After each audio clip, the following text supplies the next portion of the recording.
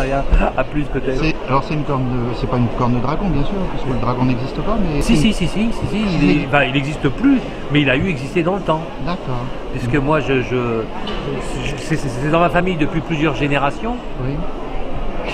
Et je descends d'une grande lignée de chasseurs de dragons et de monteurs. De monteurs aussi, c'est intéressant. Ouais. Et sinon c'est de quoi cette corne? C'est une vache. Une vache? Bah, comme personne ne me croit, je dis que c'est une corne de dragon. Oui. Mais la vérité, c'est que c'est une corne de vache. Une race de vache qui vit en Afrique. C'est bien l'Afrique, oui. Oui, parce que par ici, ils ont parfois des cornes, les aurochs qui avaient des belles cornes. Pas mais de cette taille-là. Pas de cette taille-là. Parce qu'on voit encore maintenant l'auroch revient. On a réussi à refaire génétiquement, à tirer à partir de petits morceaux on a retrouvé à faire des croisements entre l'auroch et une autre race et d'autres races de vaches, mais c'est pas du véritable auroch, c'est un bâtard auroch vache. Ouais. Parce que l'auroch c'est l'ancêtre de la... Alors ça, je ne saurais pas vous dire. Ouais. Je sais que ça a eu existé. Est-ce que c'est l'ancêtre ou pas l'ancêtre? Je sais qu'il était plus sauvage que domestique. Ouais. Après, je ne saurais pas vous dire exactement dans la lignée génétique où ça se situe. Très bien. Et vous vendez des cornes alors? Moi, je fais tout ce que vous voulez en corne. D'accord. Si je ne l'ai pas, je vous le fabrique. Ouais. Depuis de la matière première jusqu'à des produits finis avec du ponçage, du polissage, de la gravure, de la sculpture, des étains, du bronze, de la mise en plaque. Il y a des instruments de musique aussi, non? Oui, éventuellement aussi, tout ce que vous voulez. L'olifant.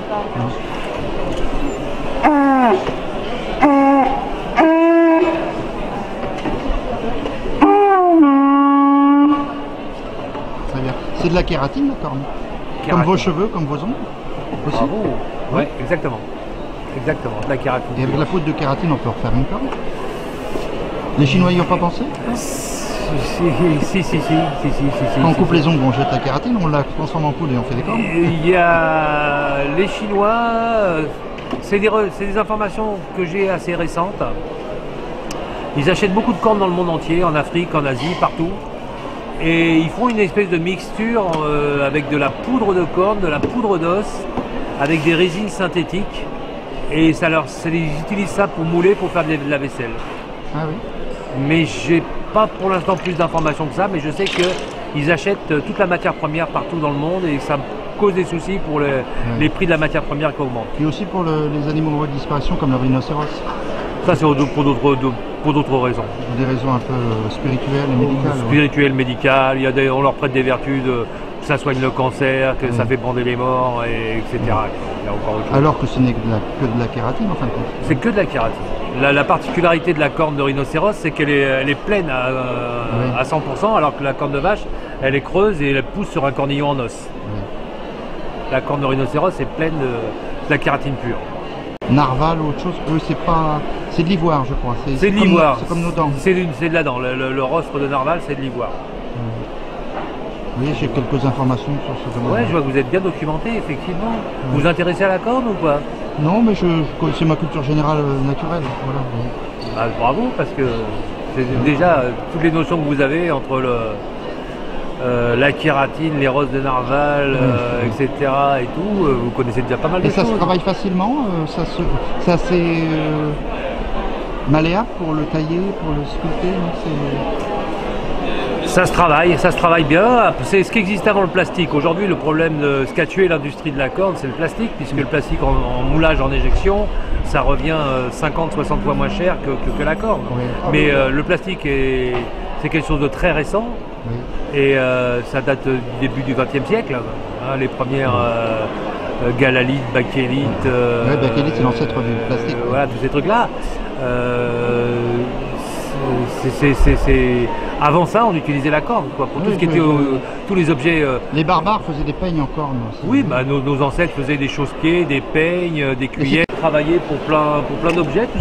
tout ce qui était justement plastique. Et on disait qu'à l'époque, la matière première ne valait pas grand-chose, mais non, la matière première était très chère, Ouais. et par contre la main d'œuvre était pas chère. Ouais. C'est que maintenant c'est l'inverse, c'est vrai que la matière première n'est pas chère, mais la main d'œuvre c'est ça qui coûte vraiment très cher. Ça dépend des produits. Sur la corde, ça sur certaines qualités de corne que l'on recherche. Si on veut des couleurs ou des qualités spécifiques, la matière première coûte très cher quand même. Ouais. Elle augmente. Parce qu'il y a une demande sur certains produits ou certaines choses. Si on veut si on veut des cornes comme ceci, là vous avez de la corne de vache avec des couleurs spécifiques, avec des épaisseurs, pour pouvoir tailler des plaques et faire des choses plus importantes. Ça, c'est des morceaux qui valent cher. Si on veut la même chose en buffle coloré, on a des plaques aussi comme ça qui valent très très cher. Ça te permet de faire des articles de luxe, de la bijouterie, des lunettes, n'importe quoi, mais bon, c'est encore autre chose. Et maintenant, dans les exploitations, ils coupent les cornes pour des raisons de sécurité, donc ça pose problème, non? C'est pas des Il y raisons. a moins de cornes sur le marché, disons. Il n'y en a quasiment pas en France. Il n'y en a quasiment pas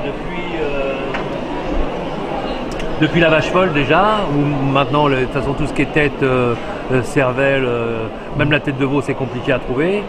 On broie tout ça et on incinère. Et puis après ça gêne les éleveurs en fait, mais c'est pour eux ils disent que c'est pour des raisons de sécurité, parce que les vaches peuvent se battre, ce qui est pas vrai en fait. Les vaches ne se blessent pas tant que ça entre elles. C'est plus pour des raisons techniques. Parce qu'aujourd'hui, les vaches, en fait, dans les fermes, dès qu'on a, mettons, un petit cheptel de 30-50 têtes de bétail, on va avoir un chemin de traite automatisé. Les vaches rentrent toutes seules d'un côté, elles sortent toutes seules de l'autre, elles sont traites.